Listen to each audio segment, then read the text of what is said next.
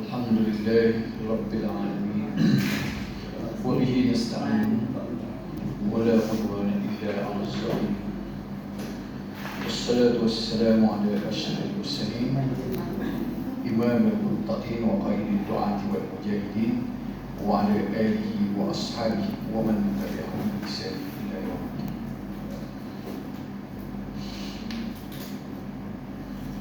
Kita masuk rukun yang ketiga, keimanan dengan kitab-kitab.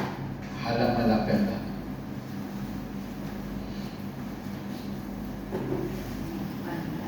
Surah 18. Keimanan dengan kitab-kitab. Sebagaimana yang kita tahu bahawa tertib rukun iman ini diambil daripada hadis antum binulillah wa malaikatihi wa kutubihi. Nombor 3, antum binabillah.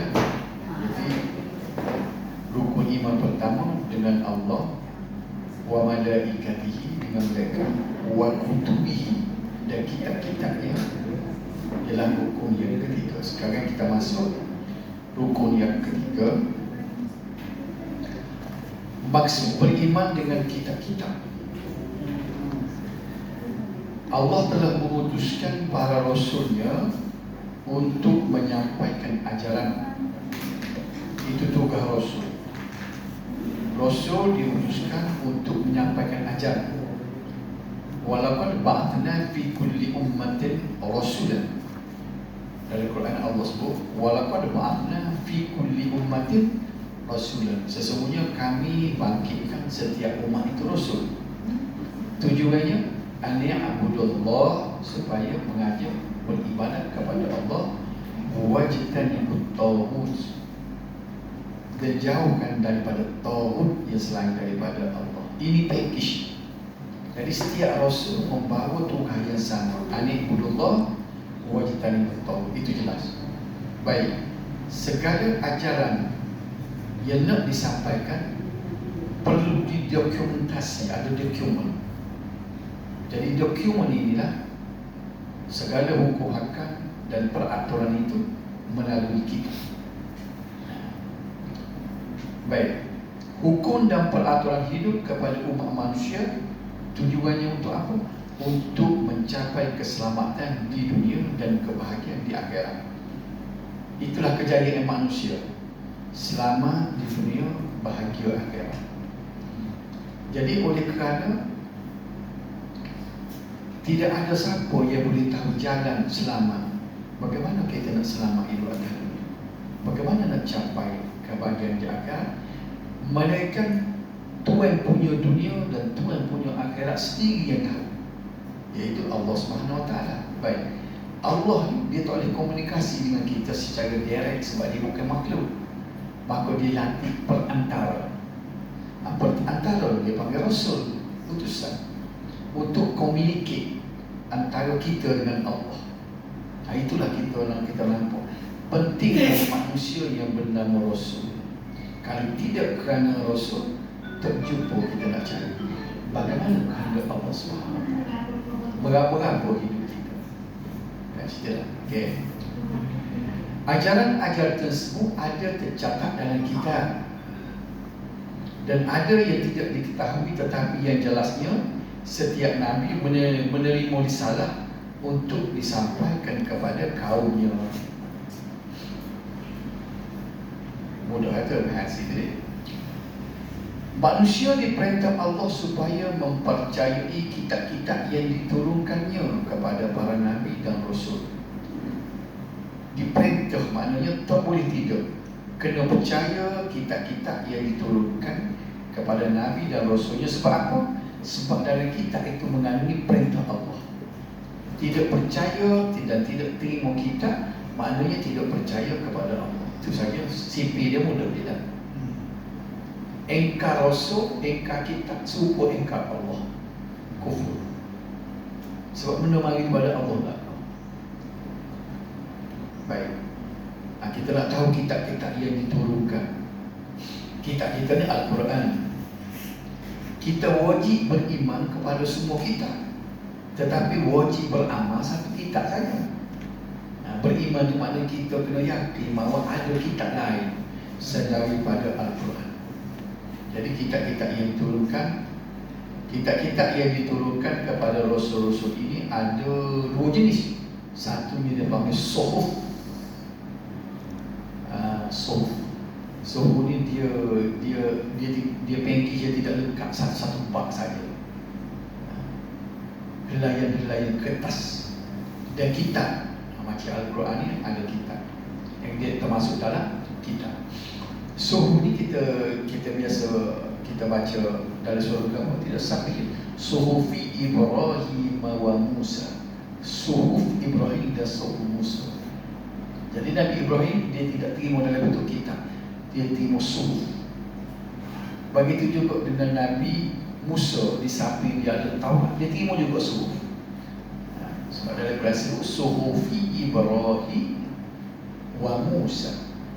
Suhuf Ibrahim dan Suhuf Musa. Dan setelah, jadi kalau kita nak tahu, kalau orang tanya dia, kitab ni ada dua jenis. Kitab yang berbentuk kitab betul, dan ada satu lagi bentuk suhuf. Suhuf itu mengandungi hukum-hukum dasar yang diterangkan kepada manusia, mana-mana yang perlu, tidaklah lengkap sebagai sebuah kitab yang tertentu.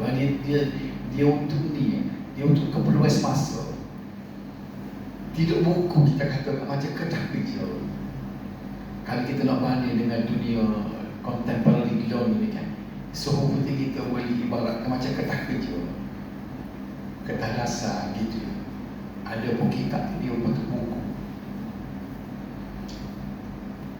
Okey, kitab pula mengandungi undang-undang lengkap dan tersusun dalam buku yang tertentu. Macam Quran kita lengkap.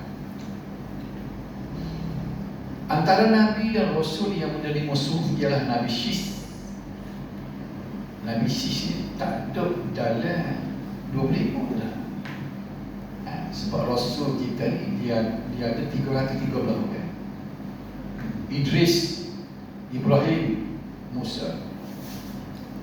Manakala kitab pula yang wajib dia ketahui ada 4. Kita tahu lah ada 4 kitab kita ada 4. Zabur yang diturunkan kepada Nabi Dawud alaihissalam. Taurah diturunkan kepada Nabi Musa alaihissalam. Injil diturunkan kepada Nabi Isa alaihissalam. Dan Al-Quran diturunkan kepada Nabi kita, Nabi Muhammad sallallahu alaihi wasallam. Ini semua orang tahu lah. Kalau kita belajar agama mula di jenis lagi tak? Ustaz ajar di jenis lagi. Zabur, Taurat, Injil, Quran. Kita ni jadi maknanya kita kena bimbing. Ada kitab-kitab dan suhuf, tapi yang wajib beramal ialah kitab Al-Quran. Kitab Zabur diturunkan dalam bahasa Syriani.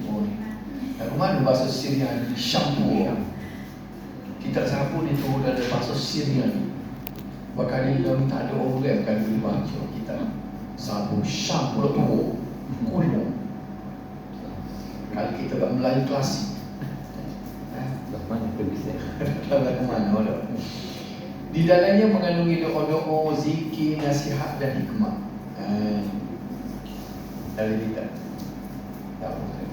Isi kandungannya telah ditamuh dan dipindah oleh ahli agama mereka untuk kepentingan mereka. Bunuh juga kita. Kalau ada mereka bunuh. Dia kena di pendeta dia claim tidak menyentuh kepentingan kita terjadi, kita lagi dia modify. Dan ini satu jenayah yang besar. Tuhan mahu dalam Quran hadis khusus, wa wailul lil ladzina yaktubuna al-kitaba bi aydihim. Celakalah mereka yang menulis kitab-kitab dengan tangan mereka. Summa yaqulu hadza min indillah. Kemudian dia berkata bahawa ini hak Tuhan dia. Padahal dia reka dah. Apa dia pindah dah. Yang kedua, kitab Taurat. Tadi Syatua, kitab Taurat ni dia turun dalam bahasa Ibrani, Parsi tua, Greek, Latin. Bahkan dia orang Greek, orang Latin boleh, bahkan dia boleh Boleh baca apa kali kalau ada kitab Taurat ni lah. Dia guna bahasa juga, tapi bahasa klasik dia. Di dalamnya mengandungi 10 hukum yang diterima oleh Nabi Musa di Bukit Tursina. Mula-mula sekali kan Nabi Musa tu, bila dia tengok cahaya tu kan, ada dia diceritakan dalam surah Taha bagaimana Nabi Musa terima di Bukit Tursina. Perintah dia situlah menyebabkan dia pun pergi ke Mesir untuk menghadap perang, berhadapan dengan perang.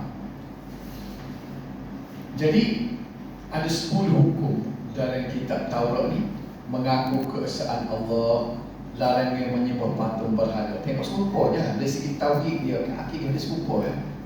Mana-mana Nabi dan Rasul membawa tauhid yang sama. Larang yang mengesahkan Allah, larang yang bersyirik. Larang yang menyebut nama Allah dengan sia-sia, memuliakan hari Sabtu, dan dia memuliakan hari Sabtu. Sebab orang Yahudi ni kan, tidak orang Yahudi yang sana pula. Ahad Kristian dah. Kita jemaah kan. Jadi sebabnya Nabi Musa ni ialah diutuskan untuk Bani Israel. Sebab tu dia nak memuliakan hari Sabtu. Tapi sayangnya kita ni kan, walaupun kita ni Islam agama persekutuan, raja-raja Melayu Islam, Melayu majoriti, Coki hari Ahad pun jadi manusia ni kita jadi apa dia memuliakan hari orang lain. Kelakar dan kedua perli molek-molek dari mak untuk hari Ahad ni aja usaha lagi dah. Patut raja-raja Melayu kena bersih waktu di plankton kan. Tapi kita ni pemegang agama, dia semua negeri ni cuti hari Jumaat. Pasal ni lah ni kira nak berdagang. Tidak kena berdagang ekonomi. Kalau tu hari Jumaat tak berdagang. Tak ada suara untuk menasionalkan cuti hari Jumaat serupa 40 hari. Kedah Terengganu jauh ke 3 je dah. Johor Kelantan. Kedah Kelantan Johor dan 4. Johor nak ura-ura nak balik ke cuti hari Ahad. Tak jadi. Pula tak jadi. Tak tahu. Tak jadi. Serta dia buat. Muka rajin benda lagi. Nombor 5, menghormati kedua ibu bapa. Tidak maknanya benda serupa dengan Al-Quran ni. Larang yang membunuh sesama manusia, larang yang melakukan zina, larang yang mencuri, larang yang menjadi saksi bohong, dan larang yang memuliakan hak orang lain. Kita tak tahu lagu mana kandung ni. Larangnya memuliakan hak orang lain. Apa dia? Memuliakan hak orang lain, bukan hak harta ni, bukan ni pemilikan. Dia tak ada royak sini. Kita pun tidak mengaji mana 4 tahun nak sebut tak erti. Dari kitab-kitab pun dia tidak hurah banyak. Macam tengoklah kitab-kitab tauhid kita kan. Bila dia sebut kitab Taurat ataupun kitab-kitab lain, dia sebut kita nak tahu. Tak ada orang yang tahu. Saya tak berani nak kita terjauh pada tu. Sebab kita dah baca dia buat setakat ni. Ni pun nota daripada kian ini dia mendalam juga pun dia boleh wayak setara. Baik, ada pun kitab Taurat yang ada sekarang sudah tidak asli, sudah diubah dan dipindah juga, sebab juga. Pindah pula. Kenapa? Dia pindah. Sebab itulah agama Yahudi sekarang ni bukan versi asal, usah juga agama dia dipindah, dimodify oleh pendeta-pendeta tidak asli. Firman Allah mengenainya dalam surah Al-Maidah, فَبِمَا نَقْضِهِمْ مِيثَاقَهُمْ لَعَنَّاهُمْ وَجَعَلْنَا قُلُوبَهُمْ قَاسِيَةً يُحَرِّفُونَ الْكَلِمَ عَنْ مَوَاضِعِهِ وَنَسُوا حَظًّا مِمَّا ذُكِّرُوا بِهِ وَلَا تَزَالُ تَطَّلِعُ عَلَى خَائِنَةٍ مِّنْهُمْ إِلَّا قَلِيلًا مِّنْهُمْ فَاعْفُ عَنْهُمْ وَاصْفَحْ إِنَّ اللَّهَ يُحِبُّ الْمُحْسِنِينَ. Maka dengan sebab mereka mencabuli perjanjian setia mereka, Kami laknatkan mereka dan kami jadikan hati mereka keras membatu, iaitu tidak mahu menerima kebenaran. Mereka sentiasa mengubah kalimah-kalimah yang ada di dalam kitab Taurat dengan memutarnya dari tempat-tempat yang dimaksudkannya yang sebenar, dan mereka melupakan, yakni meninggalkan sebahagian dari apa yang diperingatkan mereka dengannya. Dan engkau wahai Muhammad sentiasa dapat melihat perbuatan khianat yang mereka lakukan, kecuali sedikit dari mereka yang tidak berlaku khianat. Oleh itu maafkanlah mereka jika mereka sedia bertaubat, dan janganlah hiraukan kerana sesungguhnya Allah suka kepada orang-orang yang berusaha supaya baik amalannya. Ini cerita sedikit sebanyak jenayah yang dilakukan oleh mereka yang mengubah kitab Taurat. Dan yang ketiga pula, kitab Injil diturunkan dalam bahasa Ibrani juga. Tapi yang Bible yang ada tanya oleh Kristian lebih adalah bahasa Inggeris lah. Jadi bahasa asal tak ada. Di dalamnya diterangkan tentang keesaan Allah dan kebangkitan Nabi Muhammad sallallahu alaihi wasallam sebagai rasul. Ada sebenarnya dari kitab Injil. Dia yang nak lahirnya Nabi akhir zaman namanya Muhammad, dan membenarkan kitab Taurat yang diturunkan sebelum itu. Kalau sekiranya kitab-kitab ini tidak dipindah, maka jadi semuanya akan percaya pada Al-Quran. Masuk Islam habis.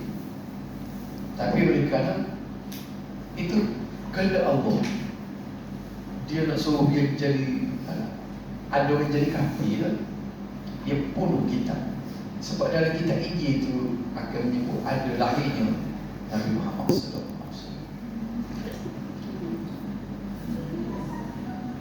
Kitab Al-Quran akhir sekali diturunkan dalam bahasa Arab kepada Nabi Muhammad sallallahu alaihi wasallam secara berasal-asal dalam masa 23 tahun. Secara tepat kita dah belajar dalam ulumul Quran dulu, iaitu 22 tahun 2 bulan 22 hari kan. 13 tahun di Mekah dan 10 tahun di Madinah. Di dalamnya mengandungi hukum-hukum, panduan-panduan, cita-cita sejarah dan berbagai maklumat dan ilmu yang berguna yang memandu manusia ke arah kebenaran, kemajuan dan ketinggian. Kandungannya dijamin tidak berubah sampai akhir zaman.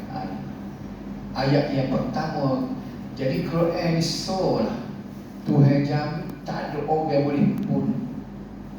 Disebut dalam Quran, inna nahnu nazzalna dzikra wa inna lahu lahafizun. Kamilah yang menurunkannya dan kamilah yang menjaga. Ini suatu Tuhan jaga Quran. Berapa kali ke orang-orang talis dia nak pindah dia kan, ubah seluruh orang jumpa salah. Tuhan jaga, dia tidak jaga benda tu. Orang nak buat dia jadi, nak tulis tak jadi dah. Dia tidak buat benda-benda yang orang panggil benda-benda magic gitu. Bila kata Tuhan jaga, kalau ada orang nak rekod jadi belok tanya benda, dia buat, maknanya umat Islam sedar.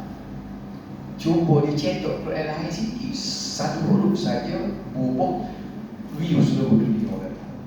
Dan dia takdirkan lama orang hafal Quran sepanjang zaman kan? Jadi Quran surah itu saja. Ayat yang pertama kali diturunkan ialah surah Al-Alaq ayat 1 hingga 5. Iqra ni sampai ke akhir. Iqra bismillahirrahmanirrahim. Khalaqal insana min 'alaq. Iqra wa rabbukal akram alladhi 'allama bil qalam 'allama al-insana ma lam ya'lam. Jadi ini 5 ayat ni ya, hak mula-mula turun kepada Nabi kita. Hak sambungnya itu ke dia pula. Itu ayat lain. Kita dah ingat dulu bila turun Iqra sampai habis dah sekarang. Tarikh lain pula mai ayat untuk ayat yang ini sampai habis. Terjemahannya macam kita tahu lah ni, bacalah wahai Muhammad dengan nama Tuhanmu yang menciptakan segala makhluk, dia mencipta manusia dari sebuah dalam buku. Bacalah dan Tuhanmu yang Maha Pemurah yang mengajar manusia melalui pena dan tulisan. Dia mengajarkan manusia apa yang tidak diketahui. Diturunkan ketika Nabi sallallahu alaihi wasallam berada dalam Buhira pada hari Isnin 17 Ramadan. Manakala Ayat yang akhir sekali ialah firman Allah surah Al-Baqarah ayat 281. Kita mengaji ulumul Quran ni, kita tidak akan jadi terpengaruh bila dia kata ayat akhir al-yawma akmaltu lakum. Sebab ayat itu telah Nabi ada 80 hari lagi tak boleh kau mati. Dan kita dengar kadang-kadang ustaz ceramah pun dia akan kita ayat yang akhir Iqra tu semuanya kata Iqra ayat pertama dah. Ayat yang akhir ialah al-yawma akmaltu lakum dinakum. Dia baca tu dah. Dia tidak mendalami dari segi ulumul Quran. Sebenarnya ayat yang terakhir ialah surah Al-Baqarah, wattaqu yawman turja'una fihi ila Allah thumma tuwaffa kullu nafsin ma kasabat wa hum la yuzlamun. Baik,